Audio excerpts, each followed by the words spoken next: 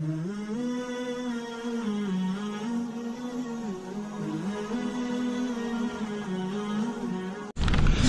کی نماز میں سجدہ کرتے اور سجدہ کرنے اور بیٹھنے کا طریقہ کیا مردوں سے مختلف ہے؟ ایسا نہیں ہے۔ نبی اکرم صلی اللہ علیہ وسلم کا ارشاد ہے، صلو کما رأیتمونی اصلی، تم اس طرح نماز پڑھو جس طرح کہ تم نے مجھے نماز پڑھتے ہوئے دیکھا ہے۔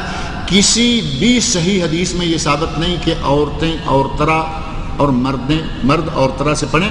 صرف فرق یہ ہے کہ عورتوں کے لیے جماعت واجب نہیں، عورتوں کے لیے جمعہ واجب نہیں، عورتوں کے لیے گھر میں نماز ہے، جتنی اندر کوٹھڑی میں پڑھیں گی اتنا زیادہ ثواب ہے۔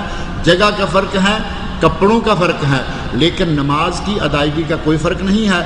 جو لوگ کہتے ہیں کہ سمٹا کر زمین کے ساتھ چمٹ کر سجدہ کرے، اس کی کوئی صحیح دلیل نہیں ہے۔